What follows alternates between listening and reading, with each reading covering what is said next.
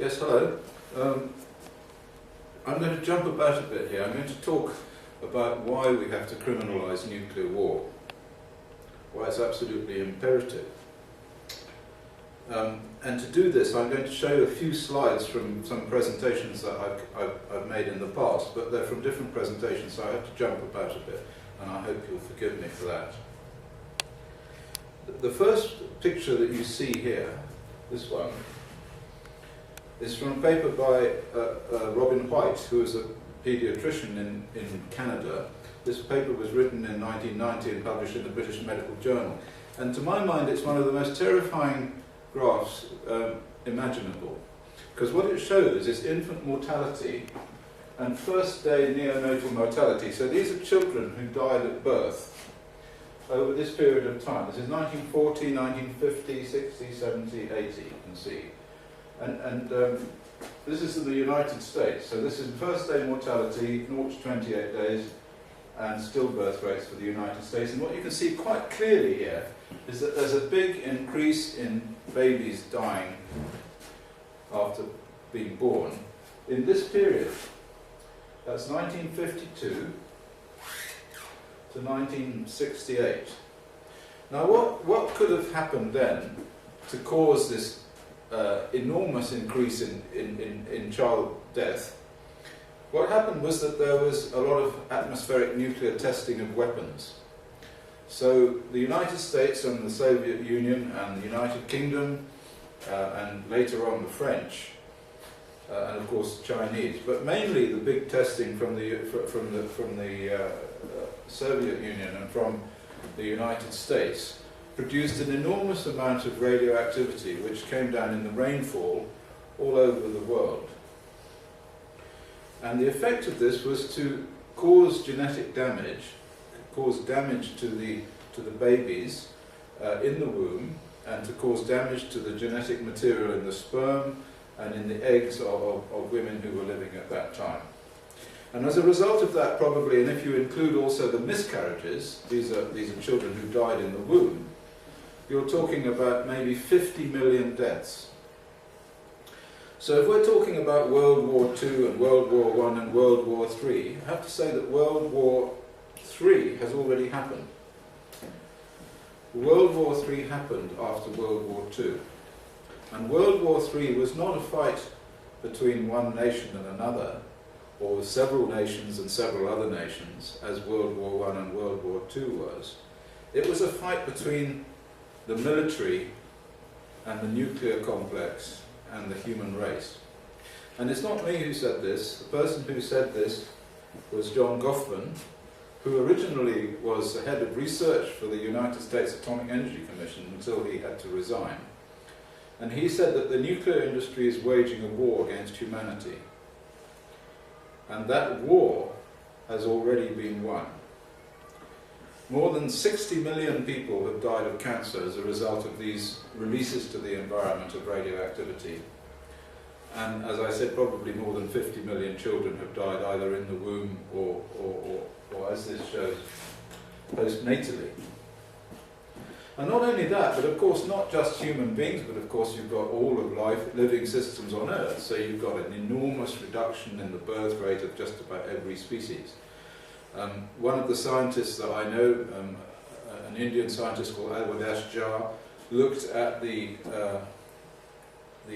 mortality of larval stages of the edible mussel and also the ragworm. This is a worm that lives in the river and forms a basic food supply for seabirds and also for fish.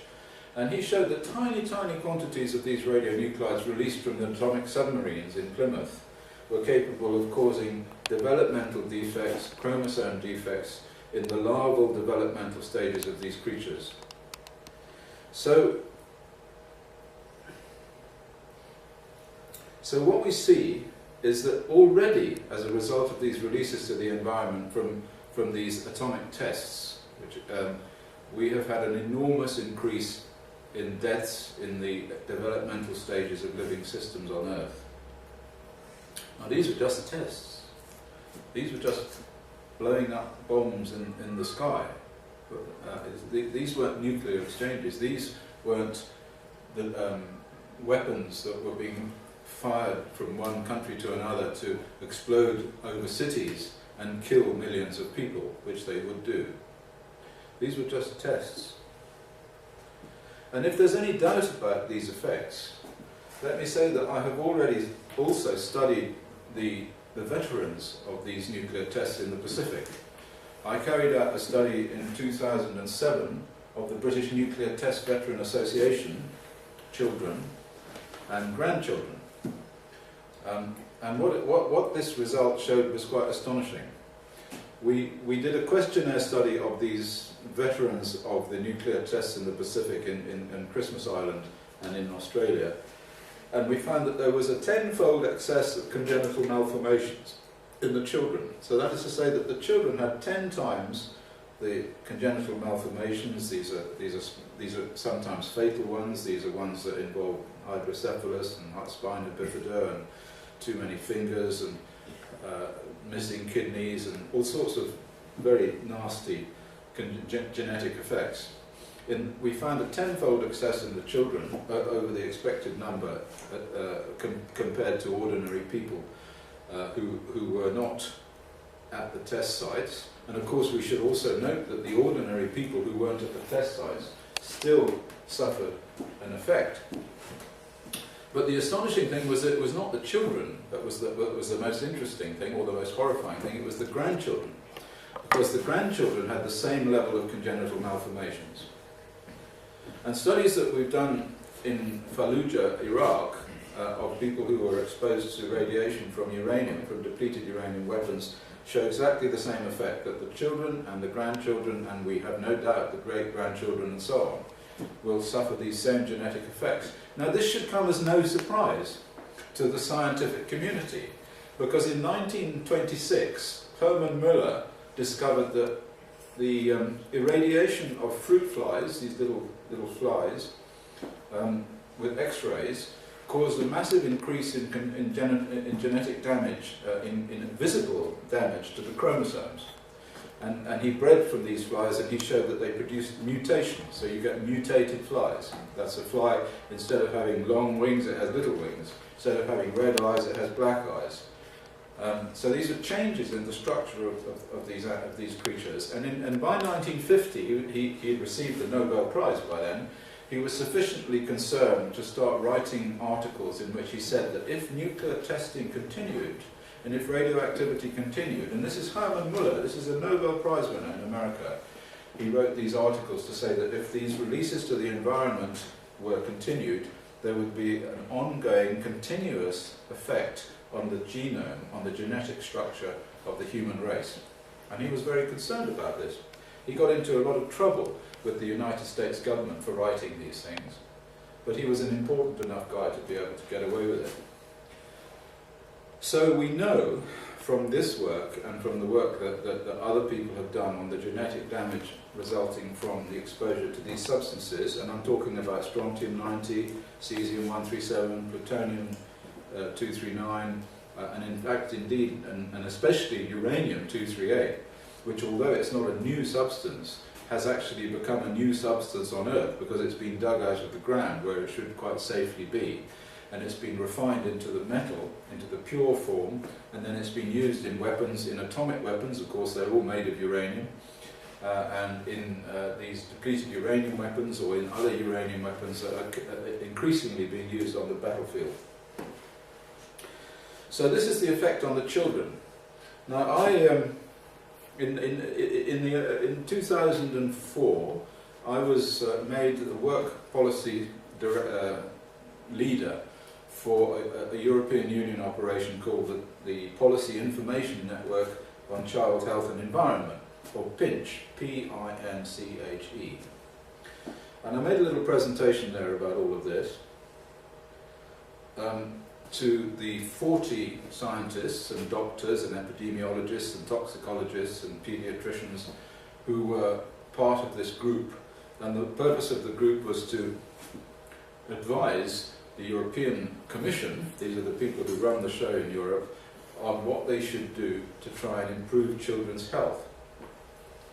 And because children's health since the 1950s, since the Second World War, has actually been deteriorating in many ways, although we have massive developments in the ability to cure certain diseases, and of course we have the development of antibiotics and so forth, there are a lot of diseases that have increased in children, which are really quite alarming, and nobody knows the cause.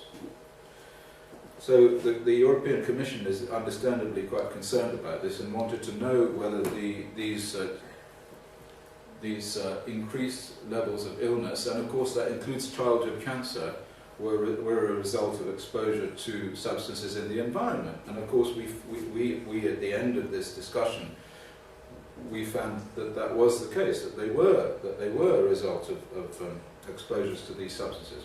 So anyway, so I won't go on too much about that, except to say that there seems to be some sort of mismatch between what is administered at the structural level, at the government level, and what science actually tells us if we bother to look what's happening. Because after all, I mean, what we see here is 50 million dead children. I mean, if you said to somebody in the European Parliament or in the European Commission, what you are doing is causing the deaths of millions of children, I mean, they would have to stop. I mean, this is a human rights issue. The universally accepted position with regard to human rights is that you cannot kill people. 50 million? That's right. If we're 50 million, if we're talking just the miscarriages and the infant mortality, the calculation for the infant mortality has already been done. I was going to go on to talk about this. Is the European Committee in which area 50 million? In the world. Yeah. This is global, but mostly in the northern hemisphere, because the northern hemisphere is what most of the fallout was in the northern hemisphere. And in fact, you can see the variation between levels of illness and this sort of effect. All you have to do is look at areas where you've got high levels of fallout because of a lot of rainfall, and areas where you've got low levels of fallout. So one of the first studies I did back in the 90s, and I published this in the British Medical Journal, was to compare the cancer effects in areas of high rainfall and areas of low rainfall, and also to look at the infant mortality effects in high rainfall and low rainfall. And I published that in a book called Wings of Death, which was funded by the Joseph Rantry Charitable Trust, and which I published in 1995, and sort of started me on all of this. So this is a long time ago. I mean, Ditta said 10 years. I've been doing this since about 1990, maybe 1992. And my initial conclusions were published in Wings of Death in 1995. Well, it's now 2015, so that's 20 years ago I've been doing this, 20 years of this stuff. But I seem to be winning, actually. I seem to be winning in some sense. If I survive long enough, maybe I'll see the nuclear industry and the military brought low. And that is the instrument on your stomach, yeah? Yes. I'm going to give another little talk in this series about war, in terms of the military and in terms of the structures that support the whole system of war and the system of the military and so forth. And that's really another matter. But in this particular little talk, and I won't go on too long about it, all I wanted to do was to persuade you that we have already had the Third World War, and the Fourth World War, which I'll be talking about, which will involve a serious exchange of these nuclear weapons, will actually result in the deaths of all things on Earth. Because, according to Professor Yablikov, who knows about these things and who's a colleague of mine on the European Committee on Radiation Risk, if you get a destruction of 11% of the genome, then you have destroyed the species, because the breeding ratios and rates are such that you cannot get replacement once you get to that point. So once you've increased the destruction of the developmental stages, in other words, the genetic structure of any species, more than 11%, and I mean maybe that's 15%, maybe it's 9% different with different species, but it's that sort of thing. So you don't have to wipe it all out. They found from the cod that once, you know, the famous disappearing cod in the Atlantic, that once you get to a certain point in terms of the species, you don't get replacement. There are not enough replacement creatures, and that's the end of the species. So what else have I got to say about this? You Yes. started holding this book, but you never Yeah. thought about it. I have to say one more thing about this.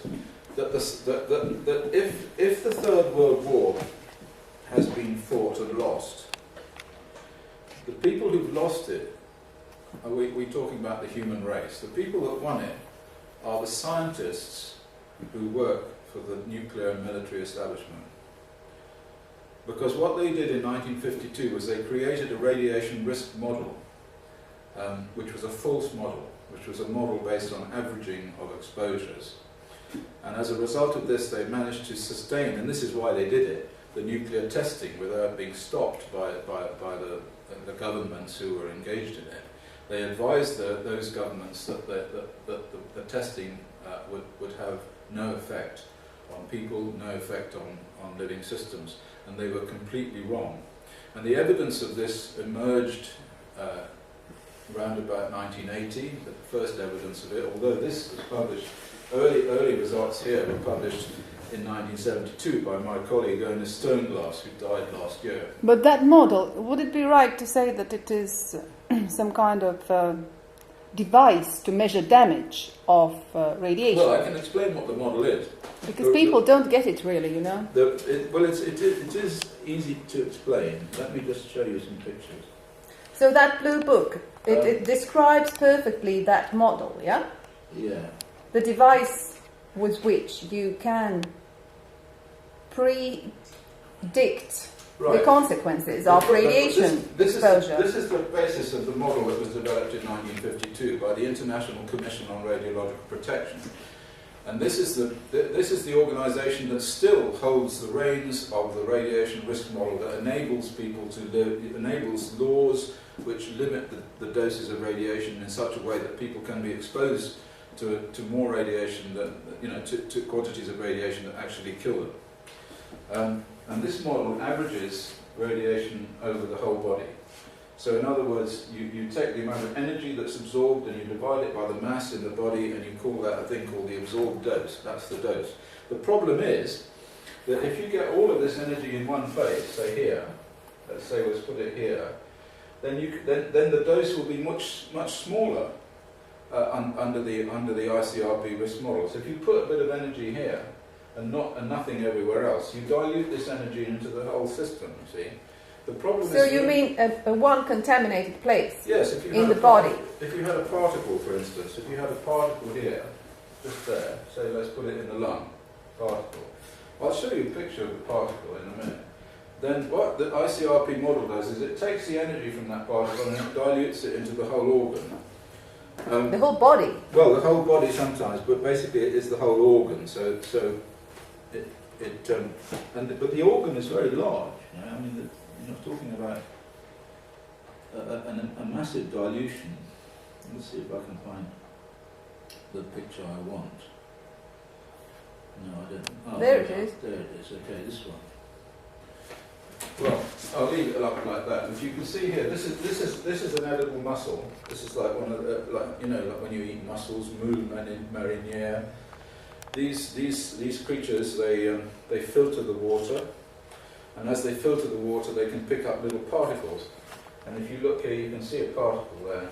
I'll see if I can. This is slide number 24. So let's see if I can get this slide up, so you can see it better. So you see these little blips? These are alpha particles that are being released by a small piece of radioactive material that's been filtered into this creature. I mean, people eat these. If you go to say Northern Ireland or somewhere like that, or Carlingford, then you can eat mussels, and they will put them on your plate, and you will say, "Oh, this is delicious, yum yum." But if it contains one of these things, then that will get inside you. And that will produce a big amount of energy in a very small place. Now, if it was the ICRP modelling that, they would take that energy and they would dilute it into the whole organ. In this case, the organ would be the colon, would be the gut. So you would have a very large organ. The colon weighs about 10 kilograms. If you took it out and you weigh it, and in fact they have. So you have these numbers. And so they take that amount of energy and they dissolve it and they absorb it and they dilute it into 10 kilograms. But the problem is that the mass of the organ, the piece of the colon that gets irradiated, is very likely to be about 1,000th of a gram. So you've got the difference in the absorbed dose to the tissue that's important is the ratio between 10 kilograms and 1,000th of a gram. So you can see that the risk model is completely wrong for internal radionuclides. And interestingly, 2 days ago, I won a case in Australia of a test veteran who had applied for a pension. He was dead, so his wife was applying for the pension, and they refused to give him the pension. And then we appealed it, and I made these arguments, and we won the case. And the judge said, it's quite clear to me, the judge said, and this is a big breakthrough, that the ICRP model where they dilute into the whole of the colon is completely wrong, since cancer starts in one part of the colon and not in the whole colon. And so this is like a real breakthrough for us, to have a judge in Australia to identify this point or to go along with it. So we kind of won that. Anyway, so that concern about the radiation risk model was addressed in 1998 by a new group called the European Committee on Radiation Risk, ECRR. And in fact, I don't know if you can focus in here, but you can see this is a model here. This is a computer model, in fact, of... I'll come over and show you. Yeah, we had it. This is a computer model made at the University of Ulster by my student, Andreas Elsaesser, of a uranium particle. And it shows the way in which the energy is all close to the particle. And if you're far away from the particle, you'd be lucky to just get one of these tracks. These are electron tracks. So you can see all the energy is close to where the particle is, just as here in the muscle, in this electron micrograph, you can see that all the energy is close to the... So it damages the tissue. Another one there. So it causes a high level of dose to the genetic material in the cell, to the DNA. And that is the origin of cancer, and it's the origin of the destruction of tissue and the origin of all sorts of effects, including heart attacks and strokes and brain tumours in children and so on. I mean, at the moment, brain tumours in children have increased to the level that the rates are greater now than leukemia. Leukemia used to be the great childhood cancer, but now it's brain tumours. So the ECRR recommendations, and if you get this book, and it's a free download on the internet from www.euradcom, EURADCOM.org. We made it a free download after Fukushima, because of course the other source of radionuclide pollution is these accidents, like the Chernobyl accident and the accident at Fukushima, where we will see an enormous increase in cancer and other causes of death. So that brings me to the final point I want to make, is that, as I've already said, this is a human rights issue. It is a human right to live in an environment which is not going to cause your death, or the death of your children, or the death of your grandchildren, or genetic damage that will lead to all of those things. And as a result of this, it's possible to address governments, and in the case of Europe, address the European Parliament and the European Commission, in such a way that this issue of the health effects of radionuclides is re-examined on the basis of all of this new research, and on the basis of overthrowing the simplistic research and the simplistic ideas that led to the risk model which is currently in position. ICRP. The ICRP risk model, that's right. Now, in the European Union, the limit of exposure is defined legally by the Basic Safety Standards Directive 96/29, which has been updated recently, but it's basically the same directive, the same legal structure and legal framework, and it's based on the ICRP risk model, the false risk model. And since Chernobyl, there have been enormous amounts of data and scientific research carried out and papers published that show that this model is false. Now, the European Parliament, advised by me and my colleagues, by Rosalie Bertel, me and Alexei Yablokov and Alice Stewart, they managed to get a clause into the basic safety standards that said if anything new scientifically comes out that shows that the risk model on which this is based is false, then it has to be re-examined. And there is a structure within the European Parliament that enables people to demand that this is the case. And so what people have to do, anyone listening to this or interested in really changing the world, what you must do is you must go to the website called www.nuclearjustice.org, where you will see all of these issues relating to human rights laid out, and various versions of this petition, which you can download and sign and then send to the European Parliament, and also send to your own radiation protection people in your own governments. So finally then, to sum up, what I'm saying is this, is that we already know that very small amounts of these radioactive substances kill people and kill living systems. And therefore, for that reason, and for the human rights reasons and for all the other reasons that I've presented to you, it's absolutely imperative that we make nuclear wars illegal, because a real nuclear war will destroy everything on Earth, and we have to make sure that the radiation risk model that is in place shows the generals and the people who are talking about nuclear war and saber rattling and saying they're going to shoot all these missiles all over the place, that if they do so, that such a war cannot be won. Such a war will result in their own deaths and the deaths of their own children, and not just those of the enemy. Okay, thank you very much for listening. Thank you so much, Professor Busby.